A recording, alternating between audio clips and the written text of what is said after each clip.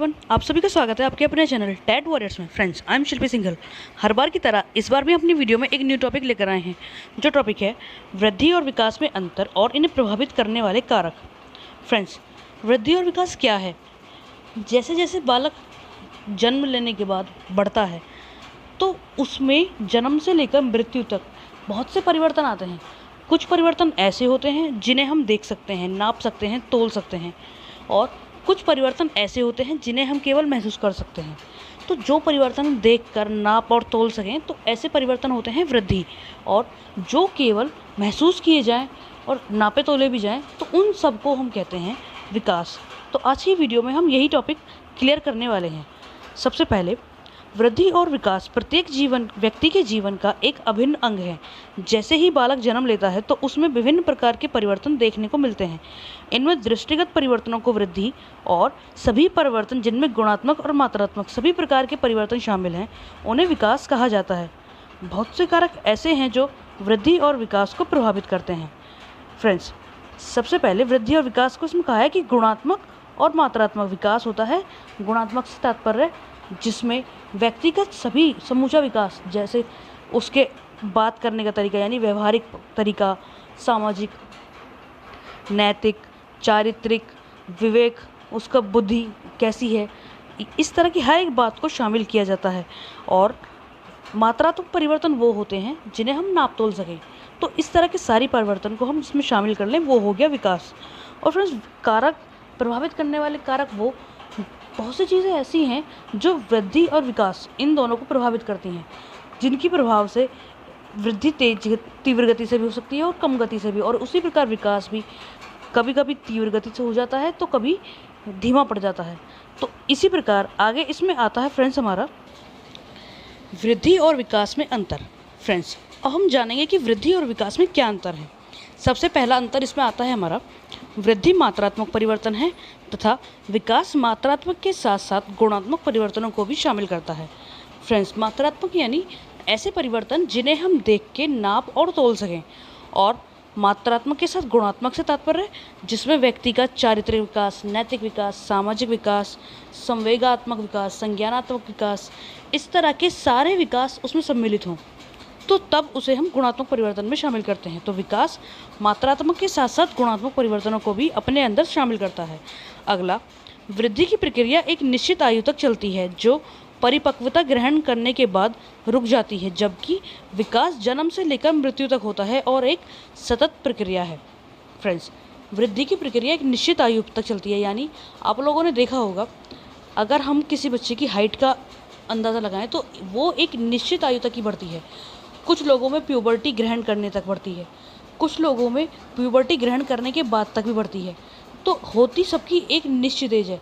ऐसा तो है नहीं कि मान लीजिए किसी की हाइट 18 वर्ष की आयु में हो गई है 5 फुट की, तो वो उसके बाद भी जैसे जैसे बच्चा बड़ा होगा तो उसकी हाइट भी बढ़ती जाएगी। नहीं, ऐसा नहीं है।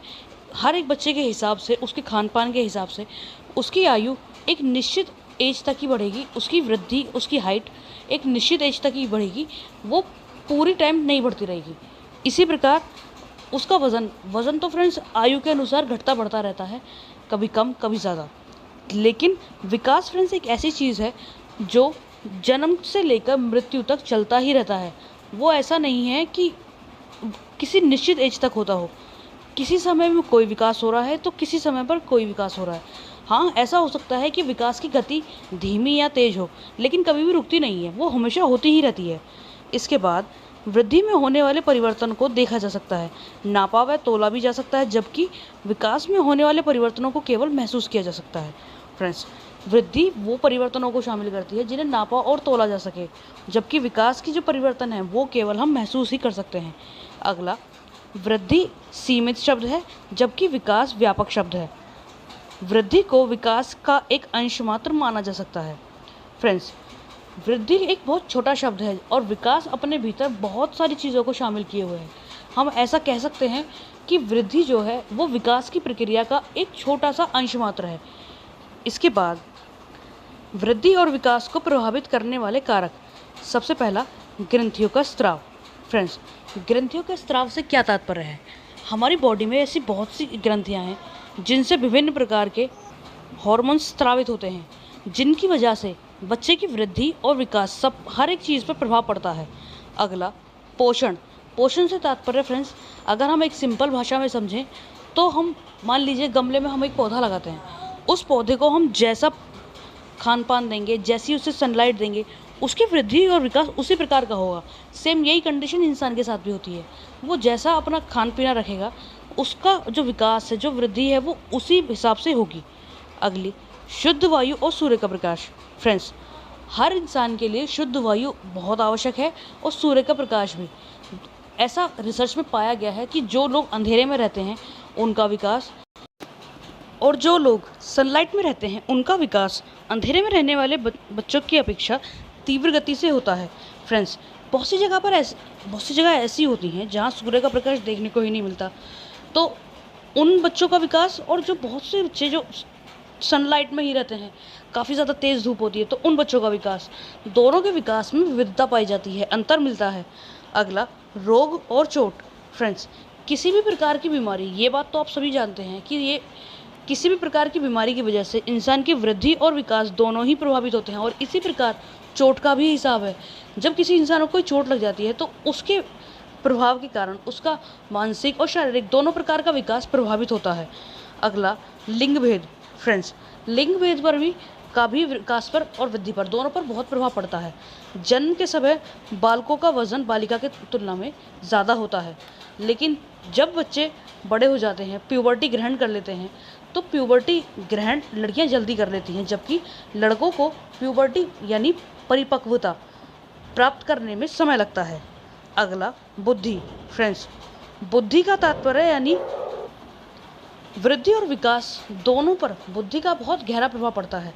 ऐसा होता है कि जिस व्यक्ति की बुद्धि तीव्र है उसका शारीरिक विकास, मानसिक विकास, सारे विकास बहुत तीव्र गति से होंगे, लेकिन जिस व्यक्ति की बुद्धि कम है, जिस बच्चे की बुद्धि जन्म से ही कम है, उसका विकास और वृद्धि दोनों ही धीमी गति से होगा।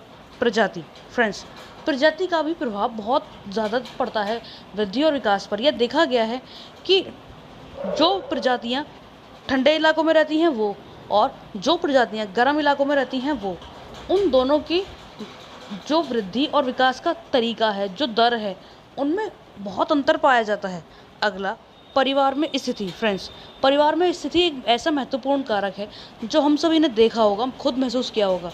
आप सभी जानते हैं कि जो बड़े बालक की अपेक्षा सबसे छोटा बालक होता है वो बहुत तीव्र बुद्धि वाला और चालाक किस्म का होता है, क्योंकि वो बड़ों को देखकर ये सीख लेता है कि किस प्रकार उन्होंने क्या गलतियाँ की हैं, उन गलतियों को वो नहीं दोहराता, और साथ साथ इन्हीं बातों का ध्यान रखते हुए, इन्हीं बातों के प्रभाव से उसका विकास तीव्र गति से होता है। तो फ्रेंड्स, हमारी आज की इस वीडियो में इतना ही। आशा करते हैं कि अपनी आज की इस वीडियो के द्वारा अपना ये टॉपिक क्लियर करा पाए हों। मिलते हैं अगली बार एक नए टॉपिक के साथ। तब तक अपना ध्यान रखें, अपनों का ध्यान रखें, पूरा मन लगाकर सेफ रहकर अपने एग्जाम्स की तैयारी करते रहें। धन्यवाद।